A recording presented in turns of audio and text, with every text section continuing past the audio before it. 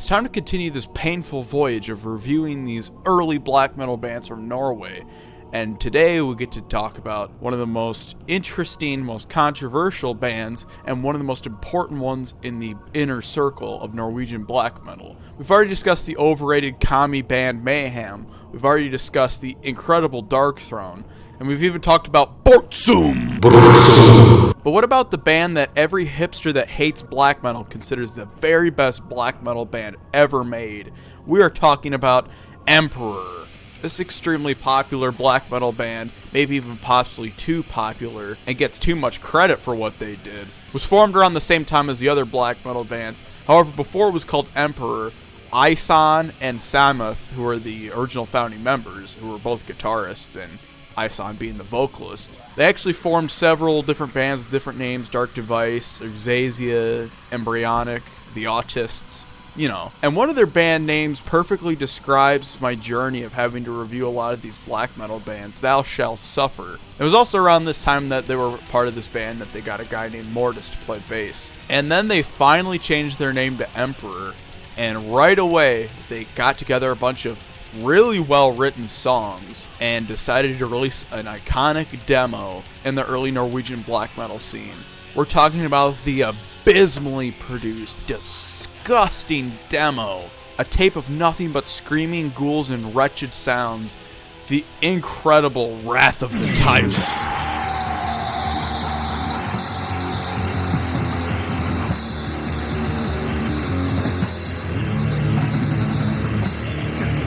1992's Wrath of the Tyrant signals the band's entry into the Norwegian black metal scene, and immediately after they'd be introduced to the black metal inner circle. But because it came out in like 92, you could argue that they were just kind of copying the Pact. But what makes this demo so freaking unique and bizarre is, of course, that production, which of course most demos are god-awful sounding. But this demo has some absolutely wretched production where it's not like completely lo-fi to the point where it just sounds like, you know, white noise. This sounds like you can hear everything like a really loud, obnoxious demo.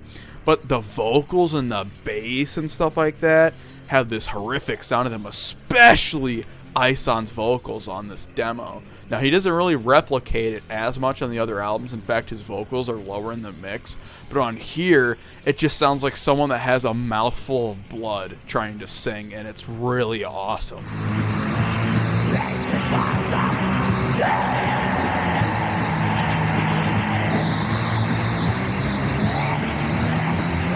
I also want to note that instead of crediting Isan, at this time he went by the name YGG, which I'm just going to call you. The music's very consistently good, making it one of their absolute best releases. I mean, they didn't really have that many releases, but it's still one of their best releases. Right when you get into Ancient Queen, you are in for a hell of a ride with nothing on your mind but 3 letters: WTF.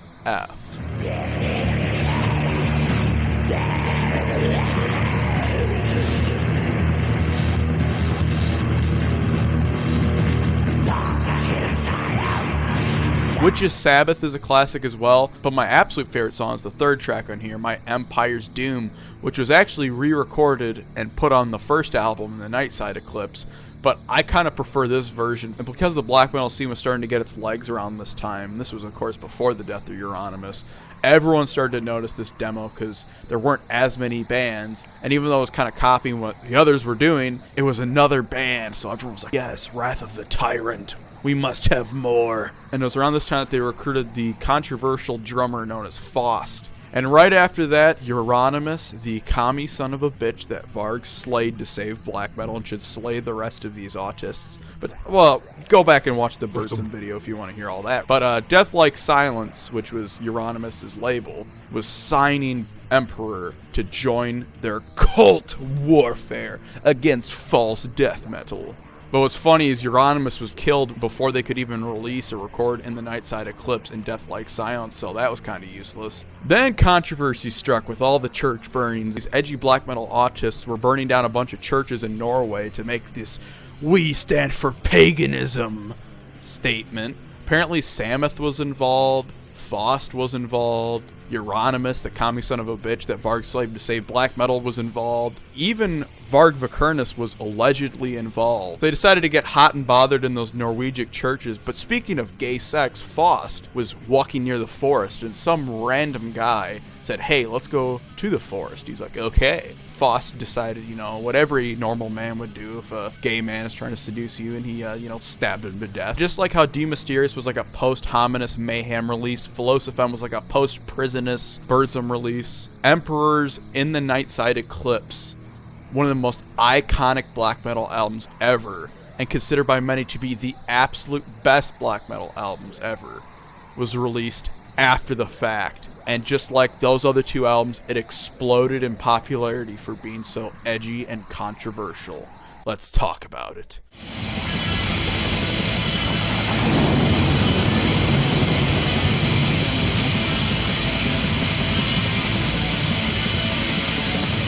So Ison, who finally goes by Ison now, manages to not be an edgy retard and get in trouble, and was able to actually release the album in the Nightside Eclipse, finished and incredible. The album was released in 1994, presented with an absolutely stunning artwork that is one of the most iconic album covers in black metal that was to be ripped off until the end of time. An interesting feature on this album that is much different from Wrath of the Tyrant, and another thing that would be absolutely copied till the end of time when it comes to black metal, was the additions of keyboards and symphonics. This is probably the very first symphonic black metal album, and it's not done badly. It's done very, very well. An absolute 10 out of 10 perfect album. The rest of the instruments sound like they're in a tunnel, but it's also produced in a way where it's so lo-fi that it actually sounds soothing. You could fall asleep to this album. You could, whack your cat to this album. It doesn't matter. It just sounds so soothing. Every song is absolutely incredible. We already talked about how they brought back one of the songs from Wrath of the Tyrant, known as My Emperor's Doom, and they actually re-recorded it and gave it a new name. A song that now goes by the title Beyond the Great Vast Forest. And the album starts with a really cool song that's very progressive and lengthy, known as Into the Infinity of Thoughts, which is like 9 or so minutes, which shows off the incredible amounts of symphonics and keyboards, which is a great introduction to a new style. Another great song is Cosmic Keys to My Creations and Times, a song that has an absolutely sinister feel to it, that even though you have cheesy keyboards, it sounds more evil than, say, Dark Throne. But the absolute bar none best Emperor song ever written is I Am the Black Wizards. Riffs ahoy!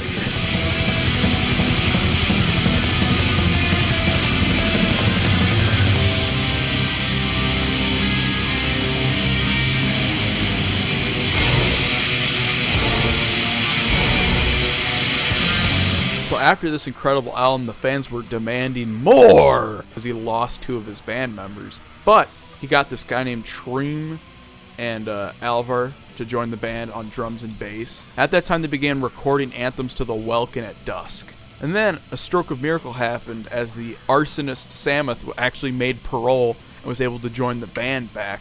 Thank God, or else they would be writing garbage. And now with this new awesome lineup, they went to the studio to write and record another classic, perfect masterpiece. This time known as Anthems to the Welken at Dusk.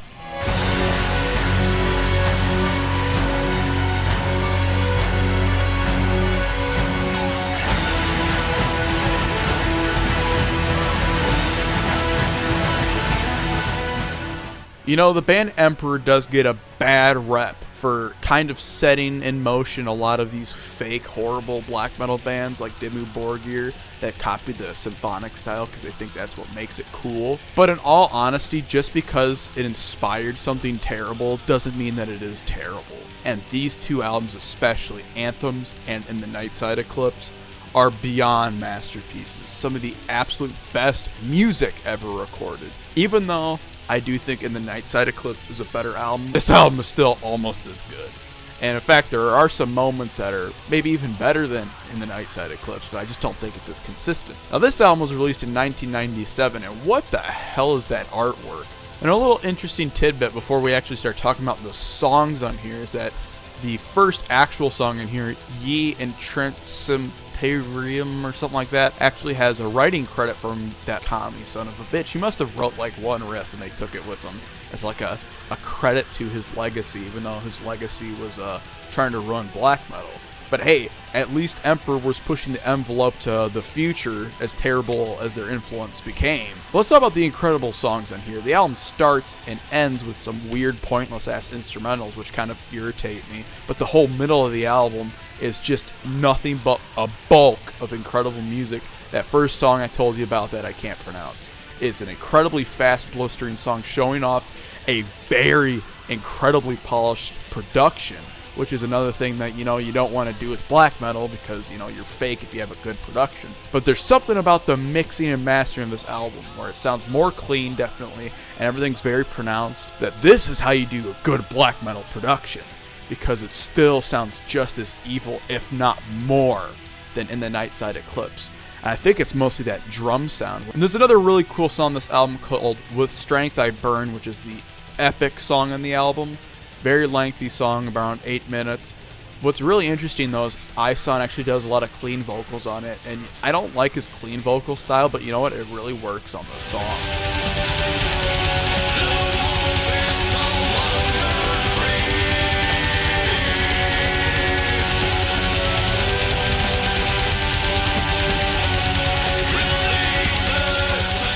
My two favorites are back-to-back. The third song, Thus Spake the Night Spirit, and Enscrolled by Chaos. Now, I've already stated that Emperor are a bit of an overrated band, and a lot of people say that they have a perfect discography, even though they have only like 5 releases that are, worth a darn tootin'.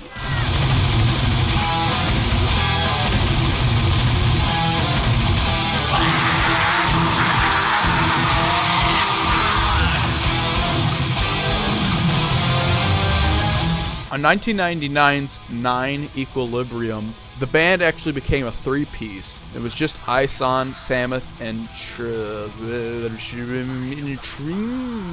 on the drums. And this album, is it good? Is it bad?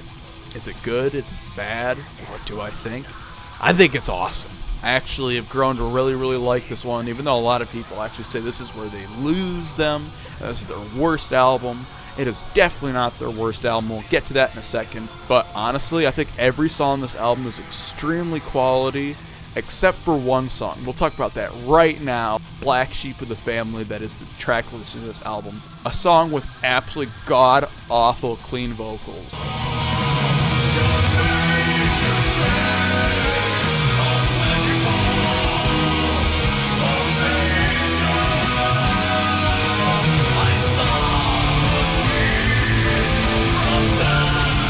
An interesting song in here is a song known as Curse You All Men! Exclamation point, which has got to be the dumbest song title I've ever read. I enjoyed the hell out of it, and a lot of songs in here are very heavy, very short, like the Source of Icon E, Sworn. And then there's this cool song in here called Manus Equilibrium, which has this really weird kind of timing in the verse, and I love how Ison does this weird vocal thing where he's like, I am invincible.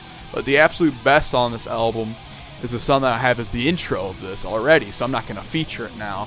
But it's a song that actually has a pretty much For Whom the Bell Tolls ripoff vibe. It even has the exact same bell in the intro, which is hilarious. But it is a damn good, slow-paced, groovy song. The Warriors of Modern Death is the absolute standout. So far, Emperor's discography has been pretty damn good.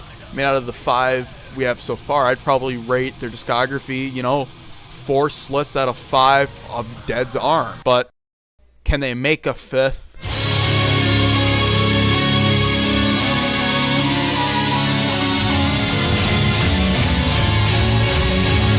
That is one big pile of shit. Prometheus in the Emperor discography is like a guy walking all cool down the sidewalk trying to look all awesome and cool for the hot chick that's walking by. You're like, hell yeah. And you smash your face on the concrete, and then 9/11 happens.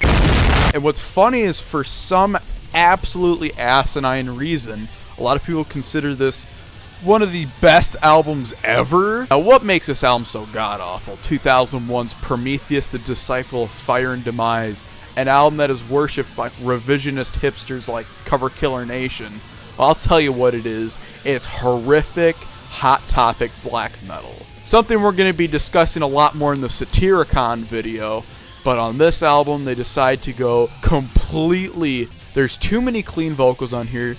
The symphonics, instead of sounding evil and sinister, they sound cheesy as hell. A lot of the music doesn't sound very dark. It sounds like really cringy and happy. And the songwriting isn't even coherent. It just sounds like a random mess. I hate every song on this album. It is absolutely one of the worst black metal albums I've ever heard. It is awful in every single way, except for one song, which is okay. I lied. There's one okay moment. In the Wordless Chamber is alright. Don't listen to the rest of it. If you want to hear why I think this, here's a clip of the first song.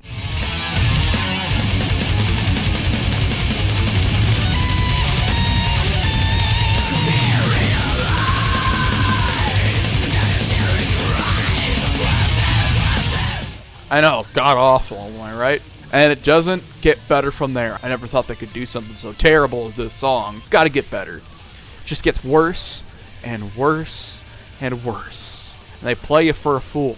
They've reunited a couple times, done some live shows, but you could tell that Ison's vocals are completely going out. Hopefully, Emperor never releases another album, because I don't want something worse than this, or on the same level as this, which is probably what the next album will be. That's what they're into at this point. We're not going to get something as quality or as, I hate to say it, but true as the albums before this. For the most part, they've done a damn good job discography-wise. In fact, their other 4 albums were incredible. But this one is just so bad that they could have been on my list of favorite black metal bands easily. So all joking aside, making fun of the band and all that stuff, I actually do really like them. I recommend absolutely to check out everything before Prometheus, and for your sanity, avoid Prometheus, the Disciple of Fire and Demise, at all costs. Now, before I go down a whole bottle of Xanax, here's my worst to best list of the 5 Emperor releases. Prepare your anus for a very short list.